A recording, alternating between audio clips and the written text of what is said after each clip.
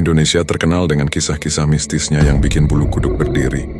Dari generasi ke generasi, cerita tentang berbagai hantu legendaris terus hidup di hati masyarakat.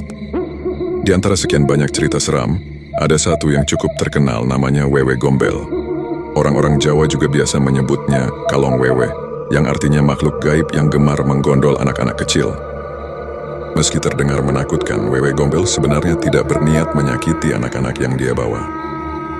Konon Wewe Gombel suka memilih anak-anak yang kurang perhatian dari orang tuanya untuk diculik.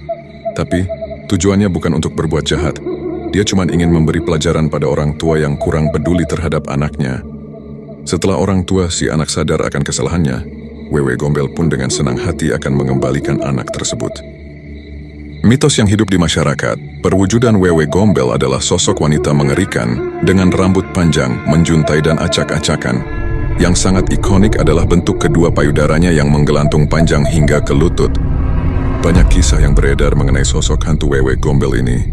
Bahkan banyak orang yang mengaku pernah bertemu dengan Wewe Gombel ini secara langsung ataupun sekilas. Meski di beberapa daerah masih diyakini keberadaannya, namun tidak sedikit orang yang hanya menganggap jika hantu tersebut merupakan cerita urban legend belaka. Makhluk ini dianggap jahil karena sering menculik anak-anak kecil dan juga sering menyembunyikannya. Banyak cerita yang menyebut jika asal-usul Wewe Gombel berasal dari wilayah Jawa Tengah, tepatnya di kota Semarang. Ada salah satu perbukitan yang bernama Bukit Gombel, yang dulunya merupakan tempat pembantaian pada zaman penjajahan kolonial. Konon di Bukit Gombel tersebut ada kerajaan hantu. Namun di balik seramnya cerita hantu tersebut, ternyata sosok mistis itu memiliki cerita yang memilukan. Hal tersebut lantaran asal-usul hantu tersebut berawal dari seorang gadis cantik yang bunuh diri dan akhirnya rohnya gentayangan. Konon pada awalnya hantu ini adalah seorang gadis cantik yang membunuh suaminya sendiri lantaran memergoki sang suami selingkuh. Alasan suaminya berselingkuh karena perempuan yang digadang-gadang menjadi asal-muasal Wewe Gombel itu tidak bisa memiliki anak yang akhirnya membuat suaminya itu menjadi benci dengan dirinya. Setelah membunuh suaminya, perempuan itu dikejar-kejar oleh warga dan lantas kabur. Akhirnya perempuan itu menjadi gembel dan gila karena merasa terasingkan. Lalu pada suatu ketika ia memilih untuk bunuh diri dan pada akhirnya menjadi hantu Wewe Gombel. Mitos daripada hantu ini pun dikatakan jika sering menculik anak kemudian dibawa ke alamnya karena merasa tidak memiliki rumah. Ada pula mengenai cerita Wewe Gombel ini ternyata memiliki maksud tersendiri. Banyak yang menganggap jika cerita Wewe Gombel ini adalah bentuk peringatan untuk orang tua agar menjaga anaknya supaya tidak bermain di tempat yang berbahaya. Konon jika memang ada seorang anak yang menghilang dan diduga penculiknya adalah hantu Wewe Gombel, maka harus dicari dengan ritual-ritual tersendiri. Ritual yang dimaksud adalah dengan mengelilingi desa atau kampung sebanyak 7 kali, sambil menabuh tampah, nampan dari anyaman bambu, sambil menyebut nama anak yang hilang dan mengatakan muncul atau keluarlah.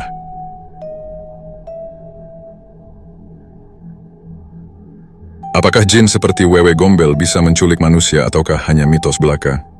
Seperti yang kita ketahui bahwa sosok hantu Wewe Gombel dan hantu-hantu lainnya merupakan sosok penjelmaan dari jin, lalu apakah benar jin dapat menculik manusia? Dalam hadis riwayat Baihaqi dari Ubaid bin Umair yang disohihkan oleh Al-Albani, beliau menceritakan tentang jin musyrik yang pernah menculik manusia. Kejadian ini terjadi pada masa pemerintahan Umar bin Khattab, di mana waktu itu terdapat penduduk Madinah yang hilang. Pada waktu itu istri dari suami yang hilang mengadukan kepada Khalifah Umar, kemudian Khalifah menyuruhnya pulang dan melarang menikah hingga 4 tahun ke depan. Setelah 4 tahun berlalu, wanita itu datang lagi dan mengadukan kepada Khalifah bahwa suaminya belum kunjung datang. Kemudian Khalifah menyuruhnya pulang dan menyuruhnya menjalani masa iddah selama 4 bulan 10 hari. Setelah berselang beberapa lama, laki-laki yang hilang itu datang dan menghadap kepada Khalifah Umar. Khalifah Umar pun bertanya, dari mana saja dia pergi selama itu? Laki-laki itu menjawab dengan jawaban yang mengejutkan, setan-setan atau jin kafir telah menahanku. Demi Allah, aku tidak tahu di mana aku berada. Hingga datang jin-jin muslim memerangi mereka, sehingga jin-jin kafir itu kalah dan aku termasuk harta rampasan perang itu. Dan jin itu bertanya mengapa saya berada di sini padahal saya manusia, sementara mereka adalah bangsa jin. Aku pun menceritakan apa yang terjadi. Kemudian jin muslim menawarkan untuk mengantarkanku pulang, dan bertanya tempat tujuanku. Aku pun menjawab bahwa aku berasal dari Madinah, dan tiba-tiba aku pun sudah sampai di Madinah. Riwayat di atas adalah sahih dan merupakan peristiwa nyata, sehingga kita dapat meyakini bahwa jin bisa menculik manusia untuk dibawa ke alamnya. Namun sekalipun jin dapat menculik manusia, kita tidak boleh terlalu cemas atau takut karena Allah menegaskan dalam Al-Quran bahwa tipu daya setan sangatlah lemah. Allah berfirman yang artinya, perangilah para pasukan setan, sesungguhnya tipu daya setan itu lemah. An-Nisa ayat 76. Selama seseorang menjaga imannya dan bersandar kepada Allah, maka setan tidak akan memiliki kesempatan mengganggu manusia. Oleh karena itu, jangan kita memberi peluang kepada jin dan setan untuk menguasai kita, misalnya dengan menampakkan rasa takut kita terhadap mereka. Contohnya, di saat kita melewati suatu tempat yang dianggap sepi atau menakutkan, kita berkata, "Mohon maaf numpang lewat, jangan diganggu ya." Ucapan seperti ini akan menjadikan setan atau jin terobsesi dan akan mengganggu manusia, karena manusia meminta perlindungan kepada jin sehingga mereka merasa derajatnya lebih tinggi dari manusia.